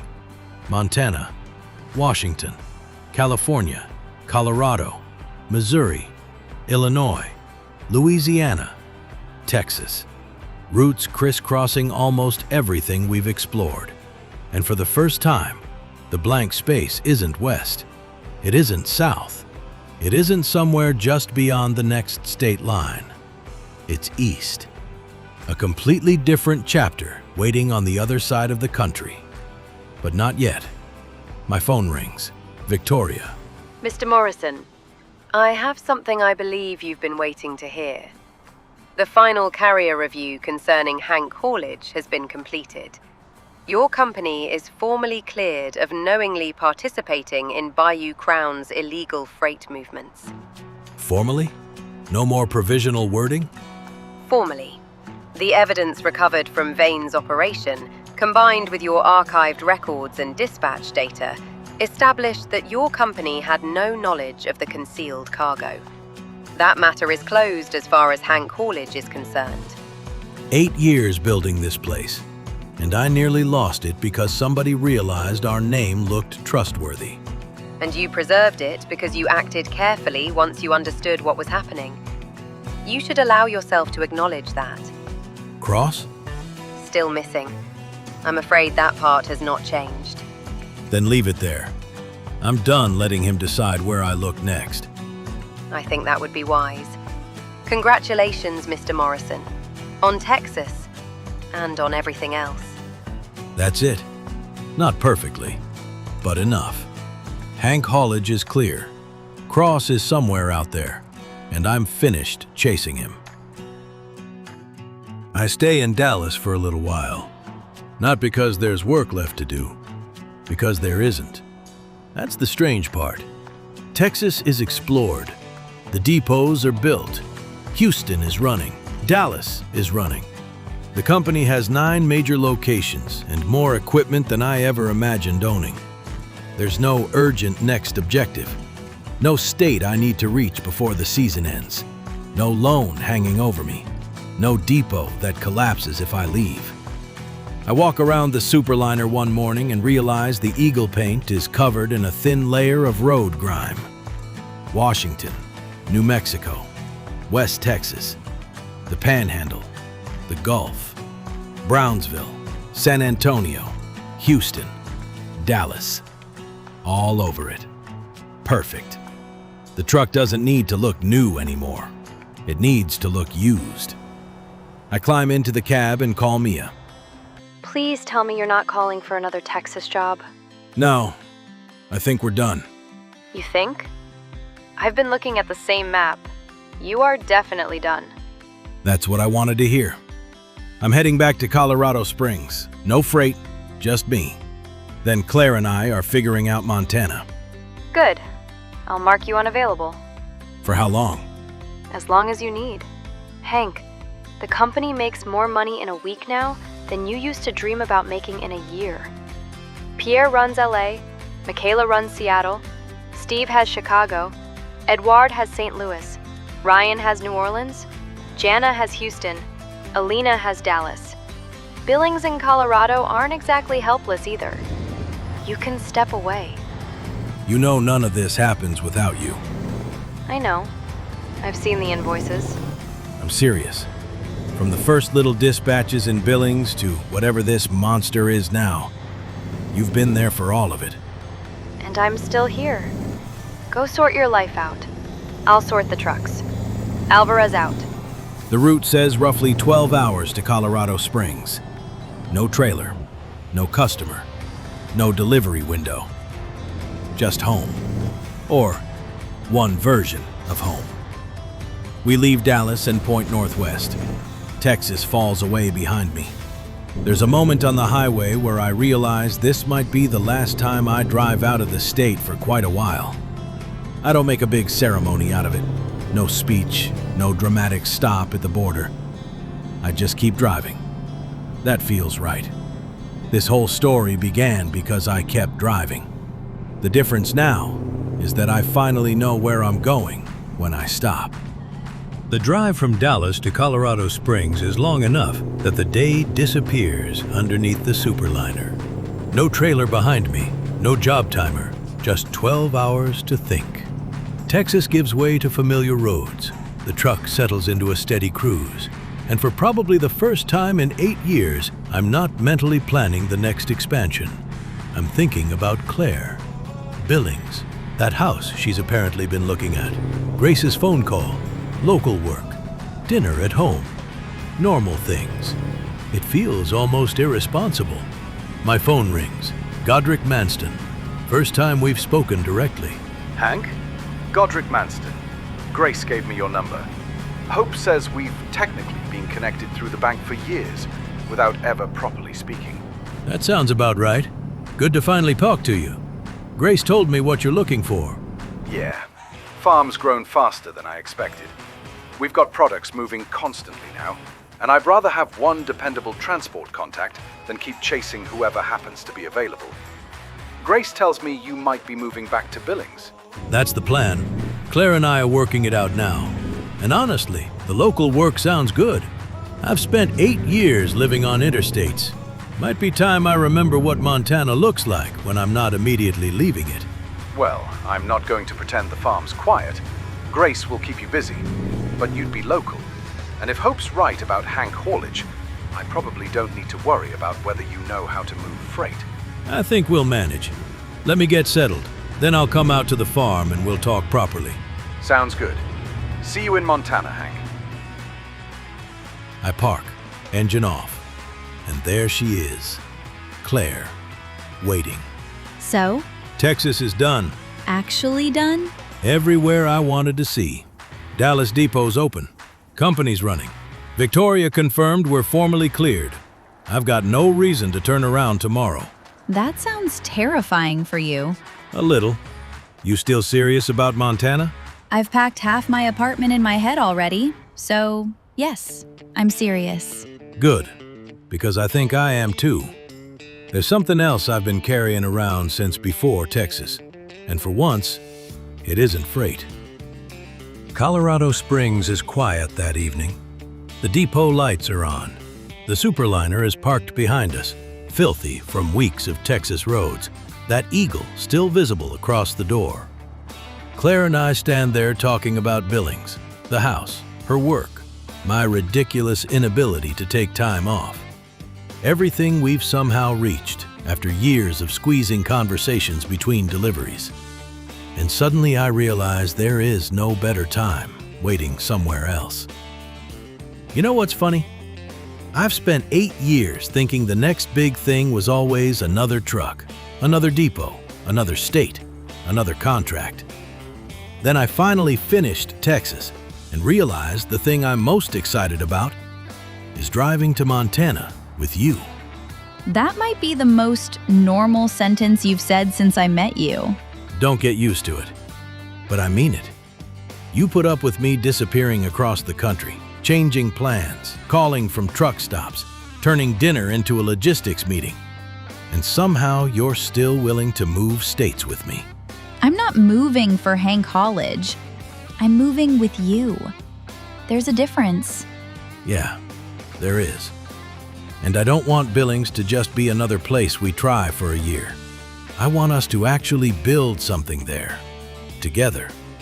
Hank, what are you doing? Something that has absolutely nothing to do with trucking. Which is probably why I'm terrible at it. Claire Bennett, will you marry me? Yes, of course I will, you absolute idiot. And just like that, I'm engaged. No government contract, no oversized escort, no $100,000 payment. And somehow, my hands are shaking more than they ever have behind the wheel. We spend the next few days getting everything ready. Claire finishes packing. I sort the dry van we're going to use for the move. Our belongings go into the trailer. The company gets told I'm unavailable for the summer. Not retired, not gone, just stepping away, for once. There's one small thing I need to clear up before Montana. Grace has my older details listed under Hank Callahan. That name goes back to my mother's side of the family, and it's what plenty of people around Montana knew me by before Hank Haulage ever became a proper company. Professionally, I've used Morrison for years, but technically, Henry Callahan Morrison. Hank to everyone who actually knows me. So if Godric introduces me around the farm as Hank Callahan, I'm not running from the law. Probably worth establishing that. The following morning, the Super-Liner is waiting outside, dry van behind it. Everything Claire owns packed inside. Everything I'm taking with me packed beside it. She climbs into the passenger seat. I look across at her. Fiancé. That's going to take some getting used to. I key the hands-free one last time. We're leaving. Colorado to Billings? Yep. No freight, no detours, no surprise contracts. I have waited 8 years to hear you say those words. Go home, Hank. We've got the company. Talk soon. You will.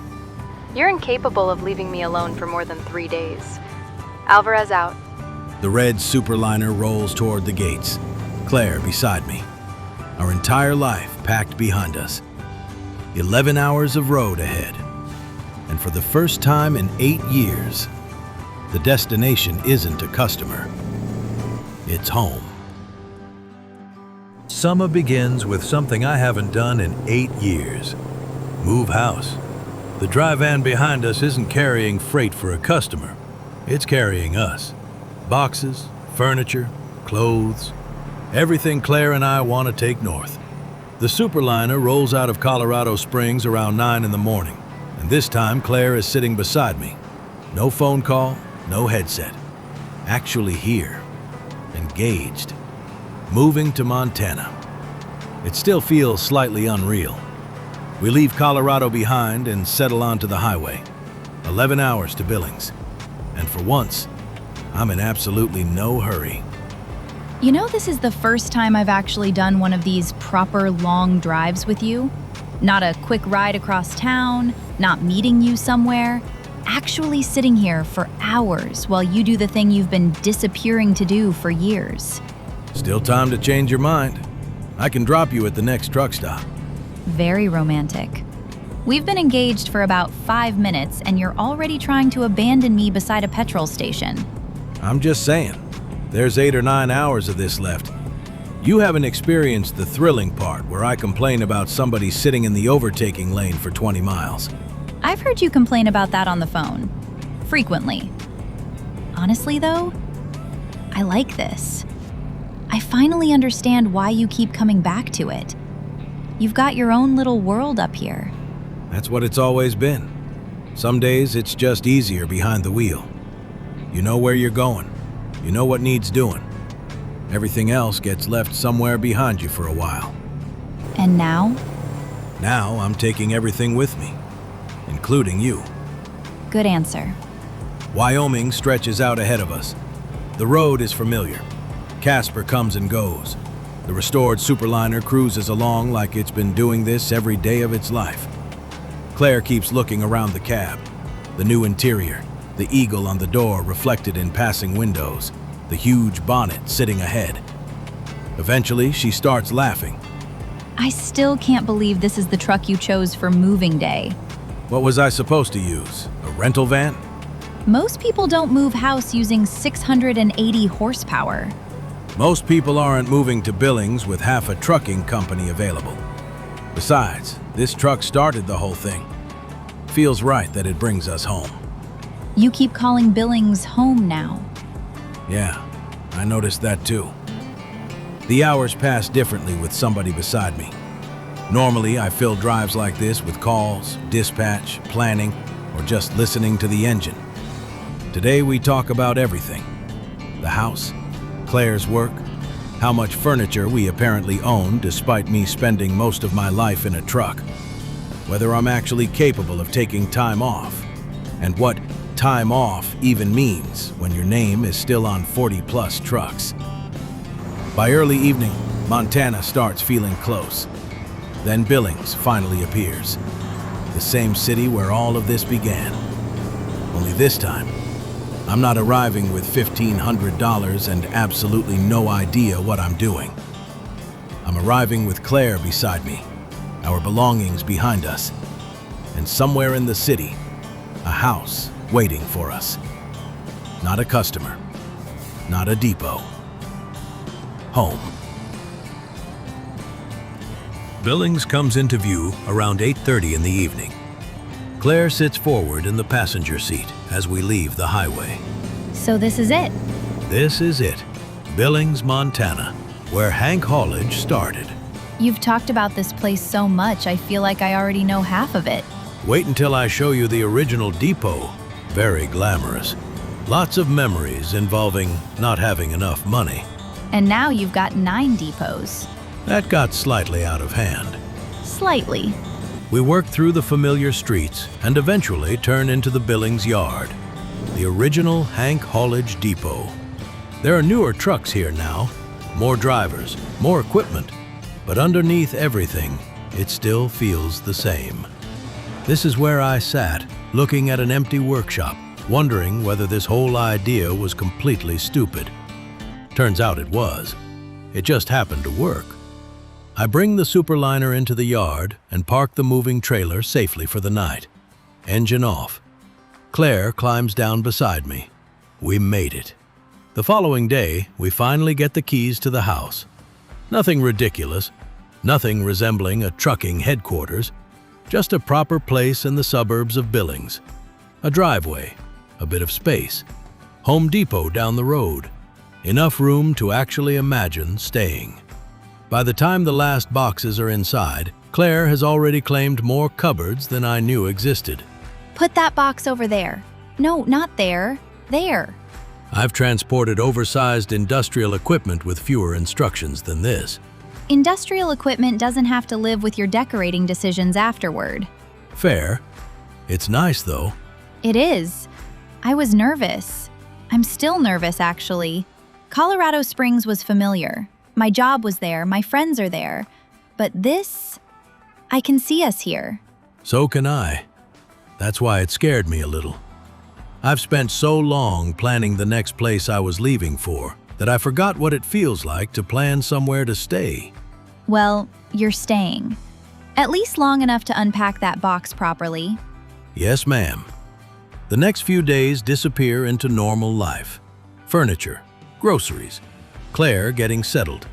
Me discovering that apparently owning a house means finding jobs to do that nobody pays you for. The company carries on without us. Mia sends reports. Nothing urgent. Then Grace calls. Hank, heard you made it back to Billings. Yesterday.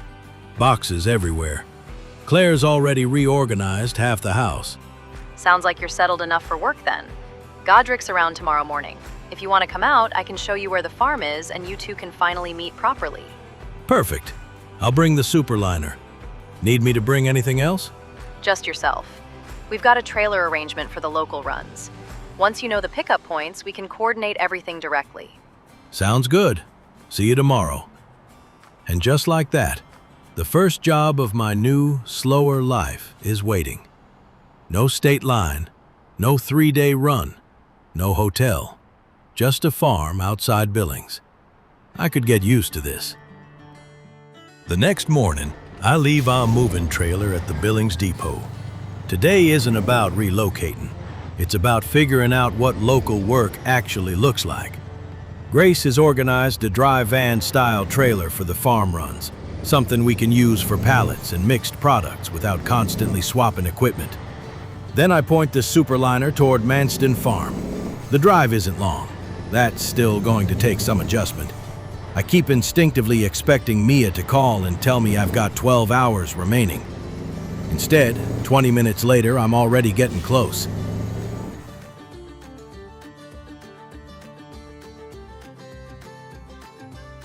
First big change. The logistics deal is officially complete. Already? Yep. The driver should be arriving today, actually. His name's Hank Callahan, independent logistics contractor. Big rig, massive trailer capacity. He'll come in whenever we need large shipments moved. So instead of us hauling everything ourselves, He picks up the products, sells them at the best market price, and takes a small fee for the service. that could save us days of work every month. Exactly the idea. And speak of the devil, looks like he's just pulling into the farm now. Wow, that truck is an absolute monster. Good morning. Hank Callahan. You must be Godric. Hello, Hank. Yes, Godric Manston. Welcome to the farm. Heard you've got a fair amount of product moving through here. That's one way of putting it. Well, this truck can haul a serious load. Pallets, bulk goods, long runs, whatever you need. Good to hear. We've got a few different pickup points around the farm. I figured that might be the case. Follow me and I'll show you the main collection spots. Dairy products, sawmill timber, greenhouse goods, beer pallets, everything like that. Sounds good. Once you know the layout, you can coordinate directly with Grace. She's the farm manager now. Perfect.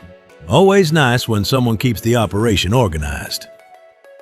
Godric heads off and I follow. And within about 10 minutes, I realize something. This guy and I have more in common than I expected.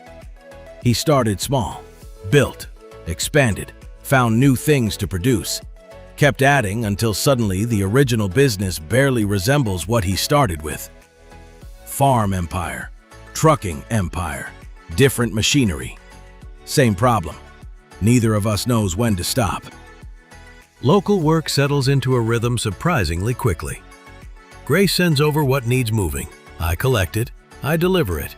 Then, I go home. That last part still feels strange. Beer pallets one day, whiskey another, timber, greenhouse products, dairy, clothing, general freight moving between the farm, local businesses, and nearby distribution points. Nothing takes me across 3 states. Nothing requires sleeping in a truck stop unless I genuinely feel like it. And because the Super-Liner stays working, I don't feel like I've stopped trucking. I've just changed the scale. I roll into the pickup area, back the dry van toward the loading point, and let the crew fill it. This sort of loading feels almost relaxed now. No escort vehicles, no government security, no 40-page manifest. Just pallets. Once they're secured, I close everything up, check the doors, and climb back into the Super-Liner. We leave the farm, head down the local road, and spend the next stretch doing something I haven't really done since the earliest years of Hank Haulage. Learning the same roads properly, not just passing through. Recognizing the junctions, knowing which petrol station has decent coffee, knowing where traffic backs up, knowing I'll be on this road again tomorrow.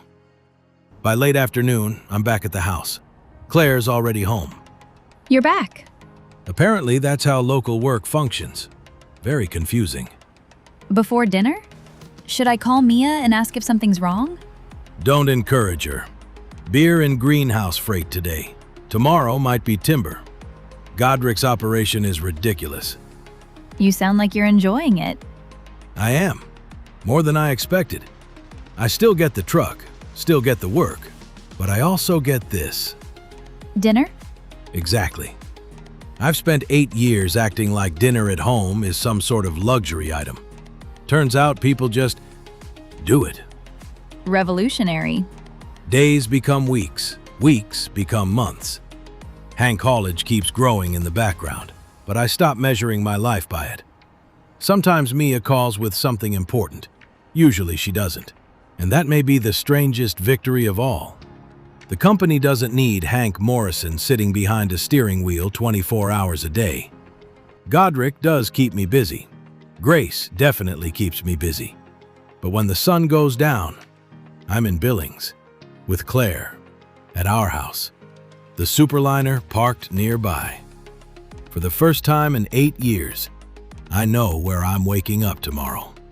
Time moves differently when you stop measuring it in states. The year after Texas passes quietly. Not boring, quiet. There's a difference. Hank Haulage continues operating across the country. New contracts come in. Drivers earn money. Depots grow into the roles we built them for. Mia occasionally sends me a company report that still makes me stare at the screen, wondering how any of this happened. But I don't rush back. Most mornings I'm working locally. Godric's farm has become one of my regular stops. Morning, Hank. Morning, Godric. How've the deliveries been going? Honestly, pretty great. Your place keeps me busy. That a good thing or a bad thing? Good thing. You're one of the bigger solo farms I haul for these days. Greenhouse goods, sawmill products, dairy, beer. You've got a bit of everything going on. That's the plan. I used to haul down the valley at another farm a while back. Yeah? Place got hit by some kind of tornado last year. Haven't seen the owner since. Yeah, I knew that guy. Just another farmer around here. Strange how things change so quickly. That's farming. Anyway, I'll start loading the greenhouse pallets and work through the usual runs. Sounds good. Appreciate the help. Always happy to drive the truck. That relationship has become easy. Godric knows what I can move. Grace knows when I'm available. Nobody needs a meeting every time a pallet changes buildings. I just turn up, load, drive, unload. Sometimes the freight is clothing. Sometimes it's bottles. Sometimes it's timber stacked high enough that I check the straps twice, even though I already checked them twice. The Super-Liner has become part of the farm scenery. That still makes me laugh. This huge American Eagle Mack that spent last year hauling government freight across thousands of miles now spends its mornings moving whiskey around Montana. Honestly, it looks happy. I am too. The house has changed as well. It actually looks lived in now. Pictures, furniture that isn't still wrapped, a garage containing enough things that Claire keeps reminding me the company owns actual workshops and I do not need to turn ours into one. And then one evening, she tells me something that changes everything again. So, I went to the doctor today. Everything okay? Everything's fine. Actually, better than fine. I'm pregnant. You're serious? Very. It's early, but yes, we're having a baby. Wow. Okay. I had several thoughts prepared for this evening, and absolutely none of them are useful anymore. That might be the quietest I've ever seen you. I'm just happy. Really happy. And suddenly, the house feels different again. Not just somewhere Claire and I moved. A home. An actual family beginning inside it. If you told the Hank standing in that empty Billings workshop 8 years ago that this was where the road ended up, he wouldn't believe a word of it. For a while after Claire tells me, nothing changes, and everything changes. I still go to work, she still goes to work. Godric still somehow produces more things every week than a small industrial nation. Mia still calls when something requires my signature. But there's something else underneath it now. A reason to be home that has nothing to do with taking a break. One afternoon, I'm sitting in the Super-Liner outside the original Billings depot. The yard is busy around me. Company trucks coming and going. Drivers I hired years ago. Drivers I've barely met because their depot managers hired them. And I start thinking about how much America is still missing from our map. Not west, not south, east. The Dakotas, Minnesota, Wisconsin, then everything beyond Chicago. States Hank Haulage has never properly explored. For the first time in a year, I miss the road. Not enough to leave everything behind again, but enough to feel it. I call Mia. Well, this is alarming. You haven't called me from the Billings Depot in days. I've been thinking. Even worse? What does our eastern coverage look like beyond Chicago? There it is. I wondered when this was coming. Limited. We can dispatch into some areas through outside networks, but Hank Haulage itself hasn't properly pushed east yet. Why? No reason. Just curious. Hank, I have known you for 8 years. You do not ask about unexplored states because you are curious. I'm not talking about another 8-year marathon. Maybe one state at a time. A week. 2 weeks. Explore properly. Then come home. Company's established now. I don't have to disappear for a year to do it. That actually sounds almost sensible. Does Claire know you're thinking about it? Not yet. Then I strongly recommend you complete that stage before requesting freight. Alvarez out. I've been thinking about driving east. Not now, not disappearing.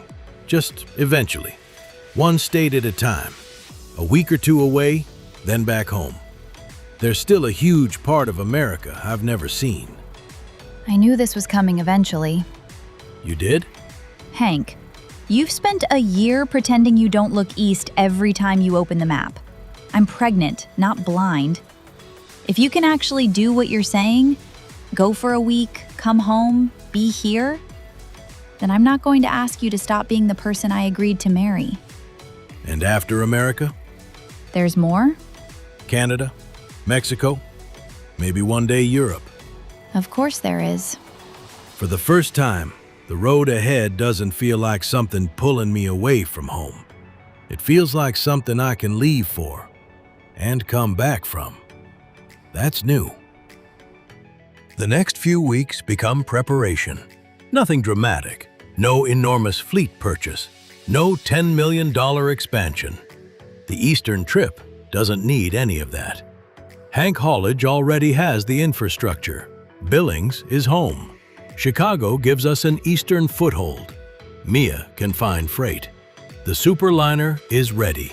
The only thing I really need is permission from myself to start again. I spend one final morning at Godric's farm before making any decision. Morning, Hank. Morning. Busy place as always. You've picked a good time to be here. Everything's moving. I can see that. Honestly, this place is unreal now. Beer, whiskey, ethanol, clothing, and now I hear you've got a butchery as well? Yeah, just got that up last month. I'll show you in a minute. It's not even just a farm anymore. It's like a full production site. Great for business my end though. Plenty to move. And we wouldn't keep up without you. Happy to help. I'll get this load sorted and follow you down. Godric is somewhere across the property dealing with another project. Business as usual. You heading off soon? Word travels fast around here. Godric mentioned you've been talking about the eastern states. Thinking about it. Short trips. One state at a time. I'd still be around, just not every morning. Hank, you've spent the last year making our transport operation easier than it's ever been. You don't owe us permanent retirement. When you're here, I'll have work. When you're away, we'll manage. You and Mia have apparently been attending the same seminar. Maybe everyone's just telling you the obvious. I load the final pallets, close the doors, drive them out, drop them locally, then head back through Billings. Not because I'm leaving today, because I want to look at the city properly. The original depot, the streets I started on, the house Claire and I now own, the Super-Liner reflected in shop windows. Everything connects. That evening, Claire and I sit outside the house. No rush, no dramatic music in real life, unfortunately. Just Montana. So when? Soon. North Dakota first, I think. Start close. Work east, naturally.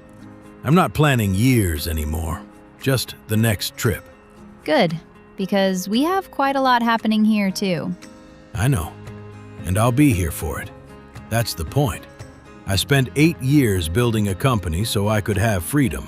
Would be pretty stupid if I used that freedom to make myself unavailable forever. That might be the smartest thing you've said. I proposed successfully. My intelligence peaked months ago. Fair. Night settles over Billings. The Super-Liner is parked outside. Tomorrow morning, I'm going to pack a bag. Not everything I own. One bag. That might be the biggest difference between this journey and every journey before it. I'm not moving. I'm leaving, knowing I'm coming back. Morning. 1 year since I came home to Billings. 1 year since I stopped chasing state lines long enough to remember what life looked like without them. Claire and I are engaged.